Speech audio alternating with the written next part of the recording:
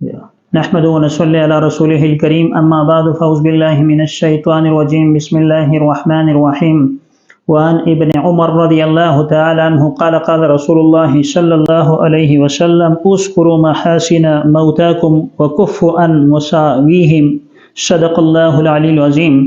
حضرت ابن عمر رضی اللہ تعالیٰ عنہ سے روایت مروی ہے کہ آپ صلی اللہ علیہ وسلم نے ارشاد فرمایا، تم اپنے مرے ہوئے لوگوں کی نیکیاں ہی ذکر کر لیا کرو اور ان کی برائیوں کے ذکر سے بچتے رہو۔ سنن نبی داؤد کے اندر جو حضرت ابن عمر رضی اللہ تعالیٰ عنہ سے روایت مروی ہے کہ وہ لوگ جو دنیا سے رخصت ہو چکے ہیں، وہ لوگ جو اس دار فانی سے کوچ کر گئے ہیں، رسول اللہ صلی اللہ علیہ وسلم کا ان کے بارے میں ارشاد ہے کہ ان کی وہ خوبیاں بیان کیا کرو، ان کی اچھائیاں بیان کیا کرو، ان کی برائیاں بیان مت کرو۔ دراصل بعض اوقات جب انسان دنیا سے چلا جاتا ہے تو اس کے غسل کے وقت انسان کا جو چہرہ ہے بعض اوقات وہ خوبصورت ہو جاتا ہے، اسی طرح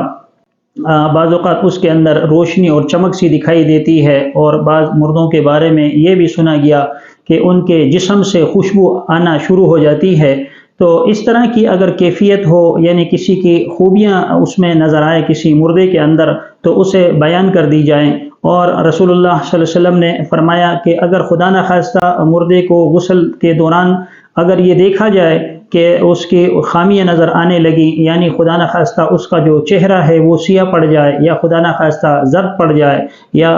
اللہ نہ کرے اس کے چہرے کو مسخ کر دیا گیا ہو، تو اس صورت میں اس کی وہ خامیاں لوگوں کے سامنے ذکر نہ کی جائیں۔ حضرت امام مالک رحمۃ اللہ علیہ کے بارے میں آتا ہے کہ ان کے زمانے میں ایک عورت دوسری عورت کو غسل دے رہی تھی کہ اس عورت نے غسل کے دوران اس کے ران پر ایک تماچا رسید کیا، ایک تھپڑ رسید کیا، اور بعد میں وہ عورت کہنے لگی کہ یہ ران تو ایسی عورت کا معلوم ہوتا ہے کہ خدا نخواستہ یہ عورت فاحشہ ہے، یعنی اس کے اوپر تہمت لگا دی، اس کے اوپر الزام عائد کر دیا، جس کی وجہ سے علماء نے لکھا ہے کہ اس کا ہاتھ اس عورت کی جس کو غسل دیا جا رہا تھا اس کے جسم سے چمٹ گیا، اس کی ران سے چپک گیا۔ چنانچہ علماء اکرام کو بلایا گیا اور اس کے بارے میں تحقیق کی گئی کہ کیا کیا جائے۔ امام مالک رحمۃ اللہ علیہ کو جو پتہ چلا تو امام مالک رحمۃ اللہ علیہ نے اس پر فتویٰ عائد کیا اور فرمایا کہ اس عورت کو کوڑے لگائے جائیں، 80 کوڑے لگائے جائیں، کیونکہ ایسا معلوم ہوتا ہے کہ اس عورت نے اس مردہ عورت پر وہ تہمت لگائی ہے، جس کی وجہ سے اس کا ہاتھ اس کی ران پر چمٹ گیا ہے۔ چنانچہ جب اس کو 80 کوڑے جو حد کی سزا ہے، یعنی تہمت اور الزام کی سزا ہے، اسے لگائی گئی، تو اس صورت میں اس کا ہاتھ اس سے جدا کر دیا گیا۔ اسی لیے رسول اللہ صلی اللہ علیہ وسلم نے ارشاد فرمایا کہ خدا نخواستہ اگر تم کسی کے اندر کوئی خامی بھی دیکھ لو تو اس خامی کو ذکر نہ کرو، بلکہ اس کی خوبیوں کو لوگوں کے سامنے بیان کرو، کیونکہ جب ایک آدمی دنیا سے چلا جاتا ہے اور اس کے بارے میں جب لوگ اچھی باتیں کرتے ہیں، اس کی تعریفیں وغیرہ بیان کرتے ہیں، تو اللہ تبارک و تعالیٰ کی رحمتوں کا نزول اس مردے کے اوپر ہوا کرتا ہے، اور جب اس کی برائیاں ذکر کی جاتی ہیں تو پھر اللہ تبارک و تعالیٰ کی وہ رحمتیں اس سے لوٹ جاتی ہیں اور وہ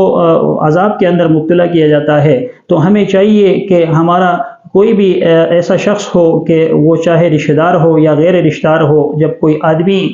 کسی کی کوئی خوبی وغیرہ دیکھے تو اس کی اس صفت کو ہر جگہ بیان کرنے کی کوشش کرے، اور خدا نخواستہ اگر کوئی خامی یا کوئی برائی دیکھے تو اس صورت میں اس کو لوگوں کے سامنے بیان نہ کرے۔ اس سے رسول اللہ صلی اللہ علیہ وسلم نے منع فرمایا ہے۔ اللہ تبارک و تعالیٰ سے دعا ہے کہ اللہ تبارک و تعالیٰ مجھے اور آپ سب کو رسول اللہ صلی اللہ علیہ وسلم کی سنتوں پر عمل کرنے والا بنائے۔ آمین۔ وآخر دعوانا ان الحمد للہ رب العالمین۔